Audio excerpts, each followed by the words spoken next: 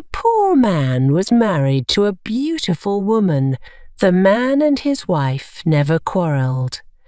The husband loved his wife. The wife loved her husband. They were very happy, but this happy couple had a rich, handsome neighbour. He saw the poor man's beautiful wife and he fell in love with her. I want to marry her myself, he thought. Every day, when the woman's husband was working in the fields, the rich man went to the poor man's house. "You're a beautiful woman," he said to the poor man's wife, "but your clothes are old. Why doesn't your husband buy new, pretty clothes for you? I'm sure he doesn't love you. If he loved you, he would buy wonderful clothes for you. Divorce him and marry me. I will buy you beautiful new clothes, the best in the land. Then you will be the most beautiful woman in Ethiopia." At first the woman didn't listen to the rich man, but he came to her house every day, and every day he said the same things. At last she began to think, perhaps my neighbour is right. Why doesn't my husband buy beautiful new clothes for me? Perhaps he doesn't love me. That night she said to her husband, "Look at me, husband. My clothes are old and ugly.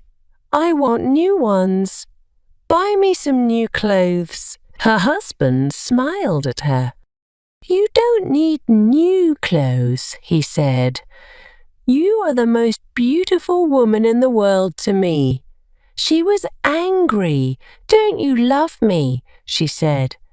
"If you love me, buy me a new dress." Her husband loved his wife and he wanted to please her. "I have only a little money," he thought, "and I need a new plough. But I want my dear wife to be happy." So the next day he went to the market and he bought a new dress for his wife. He took it home to her and she put it on. "Thank you, my dear husband," she cried. "Now I know that you love me." When the rich man came to see her again, she was wearing her new dress. "You see," she said to him, "my husband loves me very much. He bought me this beautiful new dress." The rich man shook his head. "But a good husband doesn't only give his wife new clothes," he said. "He gives her gold. Where's your gold necklace? Where are your gold rings? Why doesn't your husband give you those?" He opened a box and showed her some beautiful gold jewellery. "Look at these," he said. "Divorce your husband and marry me, and I will give all these to you." The woman did not listen to him. "Go away," she said. "I love my husband and he loves me, and we are happy together." But the rich man came again every day, and every day he showed her the box of jewellery. At last she began to think, perhaps the rich man is right. Why doesn't my husband buy gold for me? Doesn't he love me? That day she didn't make a fire. She didn't cook a meal. Her husband came home late after a long day in the fields. He was tired and hungry. "There's no dinner for you tonight," his wife said. "You don't love me." "What?" her husband cried. "But my darling, I love you more than anything. You are the most wonderful person in the world." "Then why don't you buy me some gold jewellery?" she said. When a man loves his wife, he gives her a gold necklace and rings for her fingers. Her husband looked worried. "I spent money on her new clothes," he thought. "How can I find more for gold? I'll go and see my brother. Perhaps he will lend me the money. I must buy gold for my dear wife. I want her to be happy." The next day he went to visit his brother. "Lend me some money, brother," he said, "and I will work for you in your field." "All right," his brother said, "but you must work hard. There are many stones in my field and you must move them all away." Her husband agreed and took the money. He went to the market and bought some gold jewellery. Then he took it home to his wife. His wife was very happy. She put the necklace round her neck and put the rings on her fingers. "Look at me," she said. "Am I not beautiful?" "You're very beautiful," her husband said. "If you are happy, I'm happy." She put her arms round his neck. Thank you, my dear husband," she said. "Now I know that you love me." The next day, her husband went out very early, before the sun rose in the sky. He ran to his brother's field. It was covered with stones. "I must work very hard now," he thought. "I must start early and stop late. I must pay my debt to my brother. His wife was working happily at home. I make a wonderful dinner for my husband tonight," she thought. "He gives me wonderful presents. He works hard for me. I know that he loves me. Hello." A voice called out, "Are you there?" The woman went outside. Her rich neighbour was there. "Ah, it's you," the woman said. "Listen, neighbour, you were wrong about my husband. Yesterday, he bought me this beautiful jewellery. He loves me very much and I love him. I will not divorce him." "I will not marry you." The rich man was worried. Her husband loves her too much, he thought. "If I want her, I must be clever."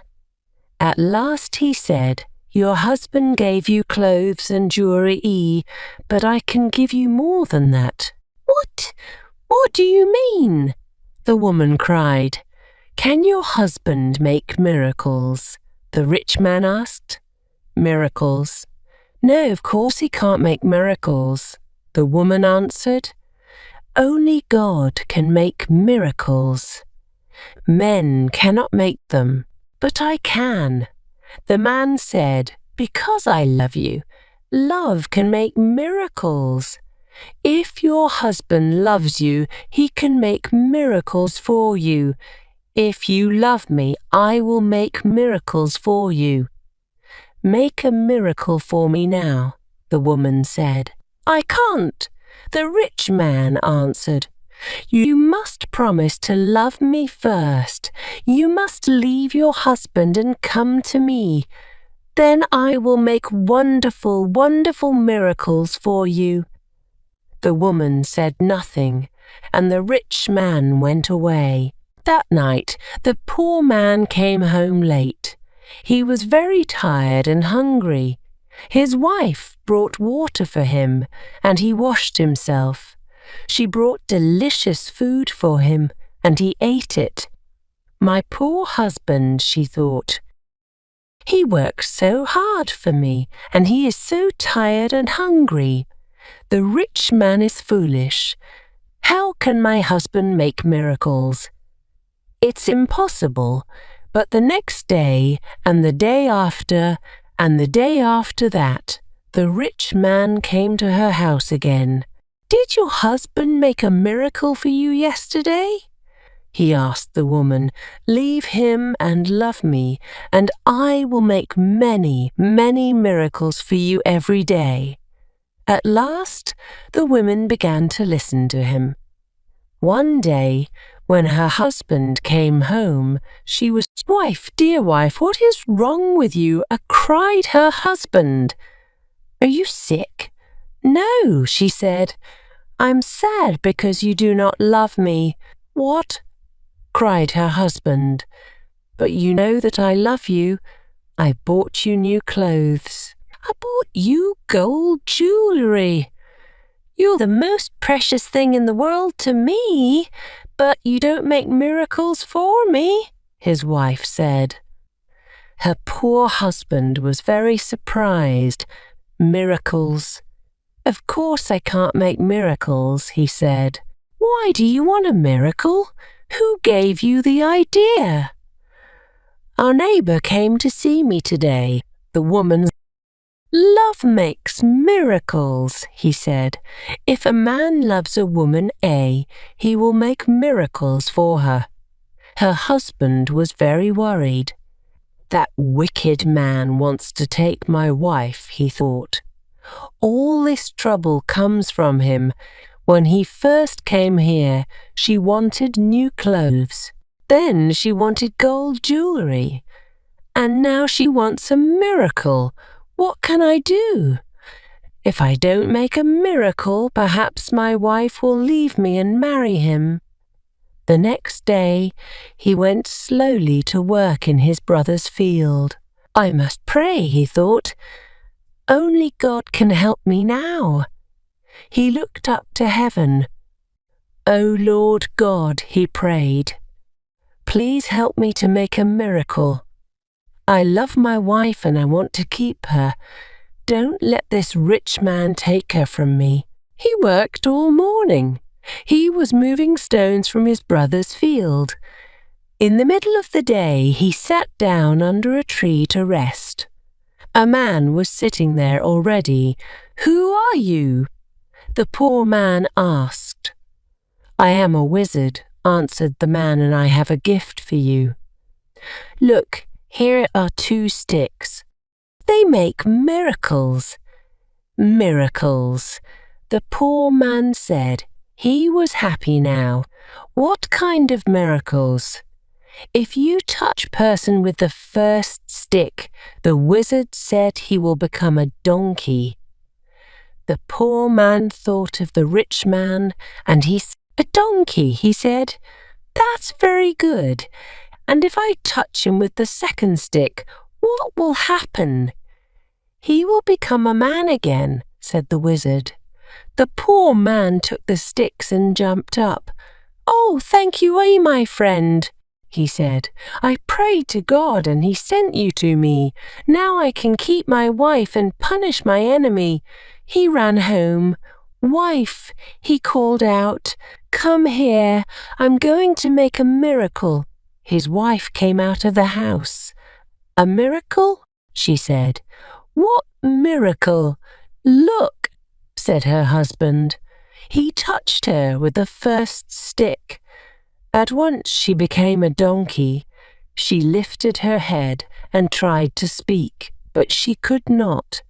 He, ha, he, was all she could say. Her husband touched her with the other stick. At once she became a woman again. Husband, that's wonderful, she said. It's a real miracle. How did you do it? I prayed to God, her husband said, and he helped me. And now, wife, I am going to punish my enemy. Your enemy? Said his wife. Who is that? You know my enemy, her husband said. He was looking at her. He wasn't smiling now. It's the rich man, our neighbour. He comes to our house when I am working in the fields. He gives you bad ideas. Ask your husband for new clothes, he says. Ask him for gold jewellery. Ask him for a miracle. Am I right? Did our rich neighbour give you all these ideas? His wife said nothing. And did you listen to him? Her husband went on. His wife did not look at him. She was ashamed. I'm sorry, she said. It's true, he said. All those things. He wanted me to divorce you and marry him. And I listened to him. And do you want to divorce me and marry him? Her husband asked. She looked. Her eyes were full of tears. No, dear husband, I want to stay with you forever, and I will never listen to him again.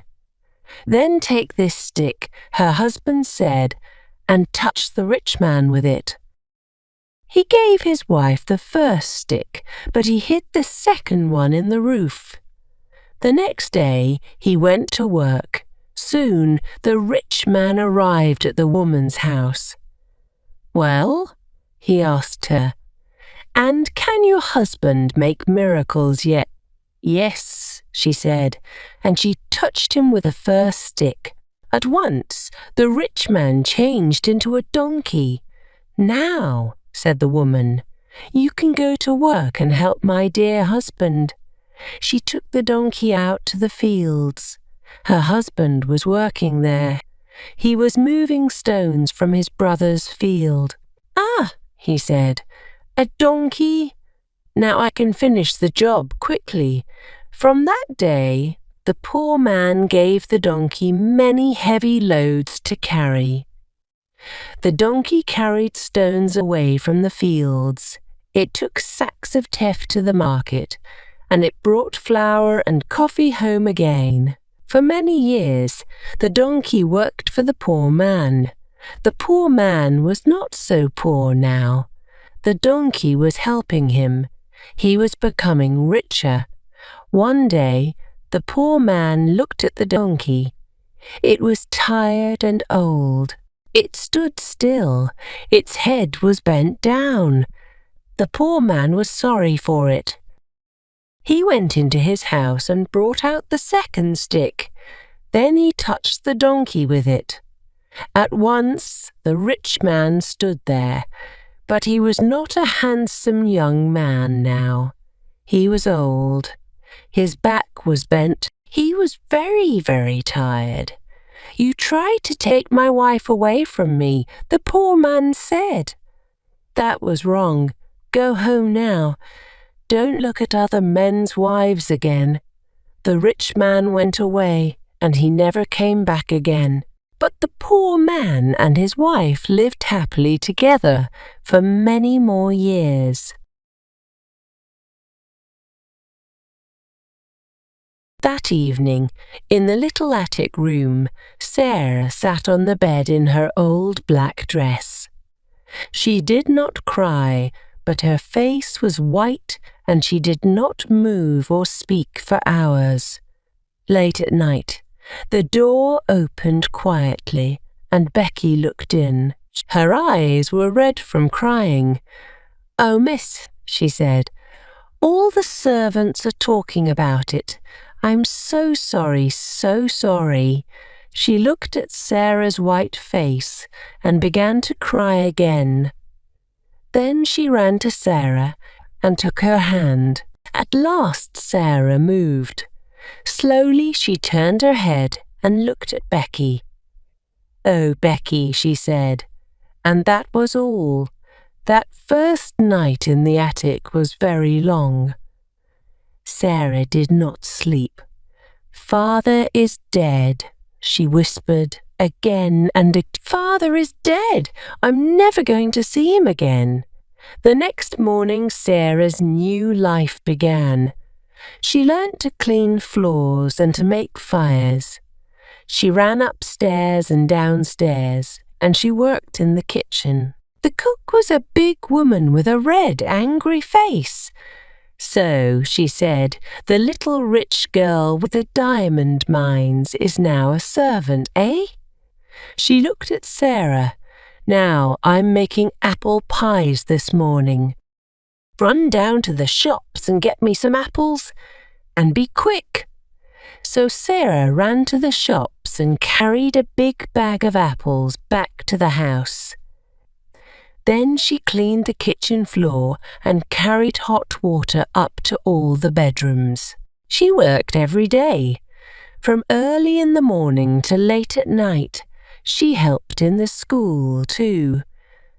"You speak French well," Miss Minchin said to her coldly. "So, you can teach French to the younger children. But you're only a servant. Don't forget that." The first months of Sarah's new life were very hard. She was always tired and hungry, but she never cried. That night, in her little attic, she thought about her father, dead in India, all those miles away. "I must be brave," she said. "Father always wanted me to be brave, and I have a bed to sleep in and something to eat every day. Lots of people don't have that." At first, Sarah's only friend was Becky. Every day Becky came into Sarah's room. They did not talk much, but it helped Sarah a lot to see Becky's friendly, smiling face. The girls in the school were sorry for Sarah, but Sarah was a servant now, and they could not be friendly with a servant. Lavinia, of course, was pleased. "I never liked Sarah Crewe," she told her friends, "and I was right about the diamonds, there weren't any." Ermengarde was very unhappy. When she saw Sarah in the school, Sarah walked past her and did not speak. Poor Ermengarde loved Sarah and wanted to be friendly, but she was not clever. One morning, very early, she got quietly out of bed, went upstairs to the attics, and opened Sarah's door. "Ermengarde," Sarah said, "what are you doing here?" Ermengarde began to cry. "Oh, Sarah, please tell me. What is the matter? Why don't you like me now?" "I do like you," Sarah said. "Of course I do. But you see, everything is different now. Miss Minchin does not want to talk to the girls. Most of them don't want to talk to me. And I thought perhaps you didn't want to. But I'm your friend," cried Ermengarde. "I'm always going to be your friend, and nobody can stop me." Sarah took Ermengarde's hands. She suddenly felt very happy. Perhaps she cried a little too. Who can say? There was only one chair, so the two friends sat on the bed.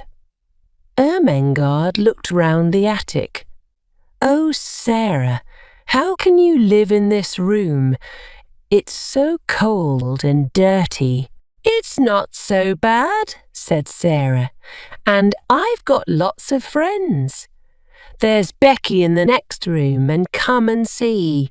She moved the table under the window, and then she and Ermengarde stood on it and looked out of the window, over the roofs of the houses. In her pocket, Sarah had some small pieces of bread. She put her hand out of the window with the bread on it. "Watch," she said. After a minute, a little brown bird flew down to Sarah's hand and began to eat the bread. Then a second bird came, and a third and a fourth. "Oh, Sarah, how wonderful," said Ermengarde. "They know I'm their friend," said Sarah, "so they're not afraid. Sometimes they come into the room too." Ermengarde looked across the roof to the next attic window. "Who lives in that house?" she asked. "Nobody," said Sarah sadly. "So I never see anybody at that window, and I can only talk to the birds." But one night, 2 or 3 weeks later, Becky came into Sarah's room. She was very excited. "Ooh, miss," she said. "An Indian gentleman is moving into the house next door. Well, he's English, but he lived in India for years and years, and now he's going to live next door. He's very rich and he's ill. Something bad happened to him, but I don't know what." Sarah laughed. "How do you know all this?" she said. "Well, miss, you know the Carmichael family across the street," Becky said. "I'm friendly with their kitchen girl, and she told me. Mr. Carmichael is the Indian gentleman's lawyer, so they know all about him. Every morning, when Sarah gave the birds their bread, she looked across to the attic window next door, but nobody opened it. Nobody called out good morning across the roof or gave Sarah a friendly smile. Perhaps the Indian gentleman's servants all sleep downstairs, she thought sadly. Her life was very lonely now. She saw Becky every day, of course, but they did not have much time for talking.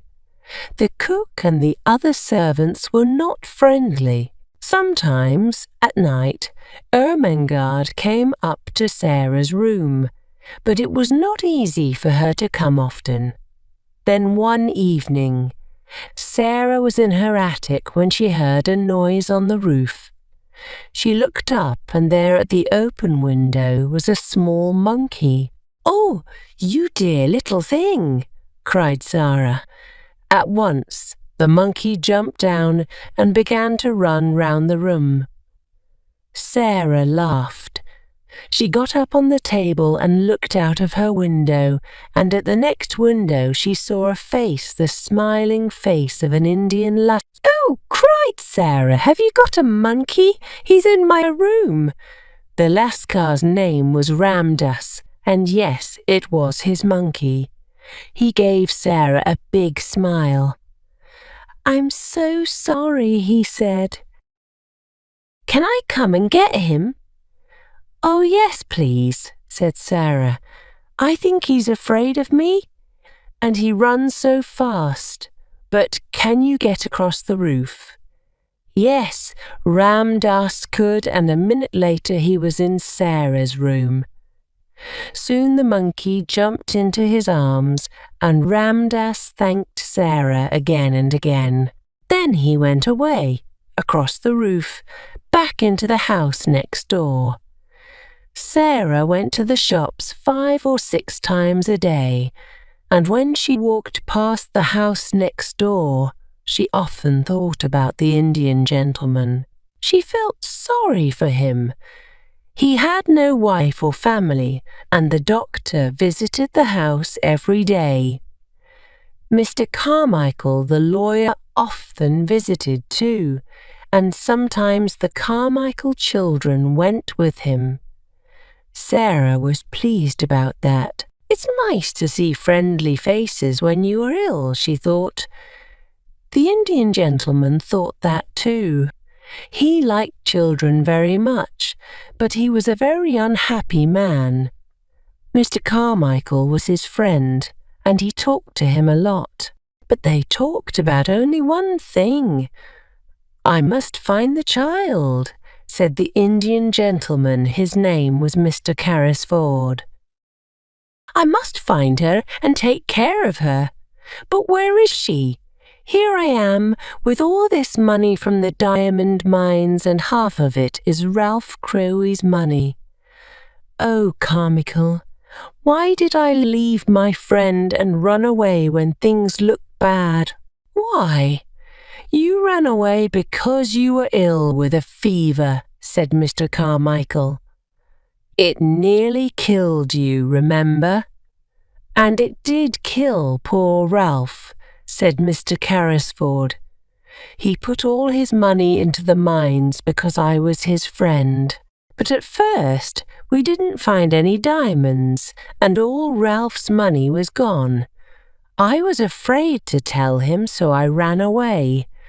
And later, when we did find diamonds, Ralph was dead." He laughed angrily. "What a brave friend I was." "It's not easy to be brave," Mr. Carmichael said quietly, "when you're ill with a fever." Mr. Carrisford looked into the fire. "Ram Des tells me," he said, "about a little servant girl next door." The monkey ran away, and Ram Das went across the roof to get him back from her room. The poor child sleeps in a cold, dirty attic and works about 16 hours a day. Is Ralph's daughter living like that? I can't stop thinking about it. "We're going to find her one day," said Mr. Carmichael. "But how?" said Mr. Carrisford. He put his head in his hands. I never saw her. I don't know her name. Ralph always called her his little misuse. We talked all the time about the mother. He never told me the name of her school.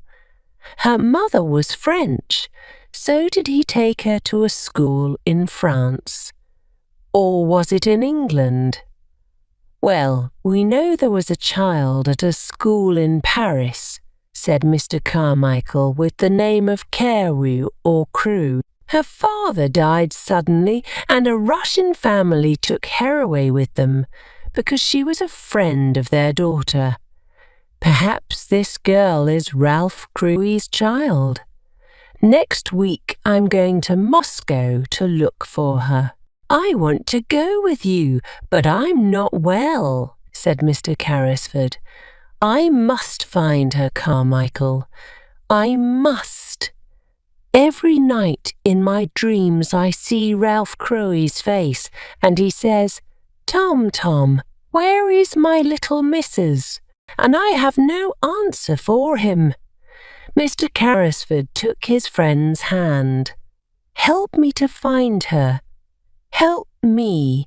Winter came, with its short, dark days, and the attic rooms were very cold.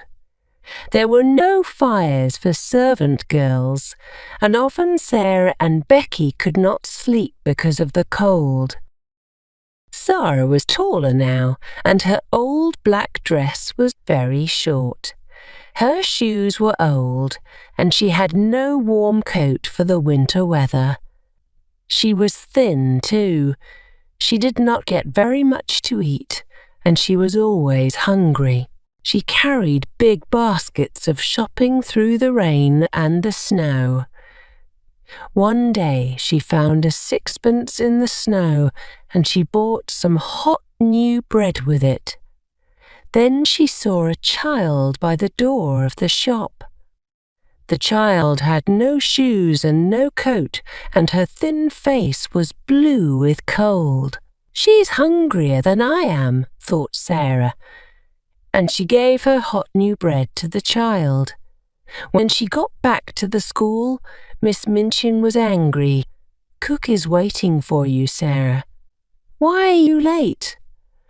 "I can't walk quickly through the snow," said Sarah. "My shoes are old, Miss Minchin, and my feet get very cold." Miss Minchin did not like to hear this. "Don't speak to me like that," she said. "I am kind to you. I'm giving you a home, but you never say, 'Thank you' to me." Sarah looked at her. "You are not kind," she said quietly, "and this is not a home." "Go to your room at once," said Miss Minchin. On the stairs, Sarah met Lavinia. Lavinia looked at her and gave a little laugh. "Oh, here's Princess Sarah," she said, in her old dress and her dirty shoes. In the attic, Sarah sat down on the chair by her table. "I must be brave," she whispered. "A princess is always brave, so I must be too. But it's not easy." She put her head down on her arms. "Oh, father, do you remember your little missus? Can you see me now?" And in the house next door, Mr. Carrisford sat by a warm fire. Moscow is a long way from London, and he could only wait, but he thought about Ralph Crewe's child every day. He thought about other children too. "Ramdas," he said, "how is that poor little servant girl next door? Can we do something for her?" "I see her in the street every day," said Ramdas. "Ellen the Rain. She looks thin and hungry, but we can help her. I can easily get in through her attic window. Listen," and he talked for some minutes.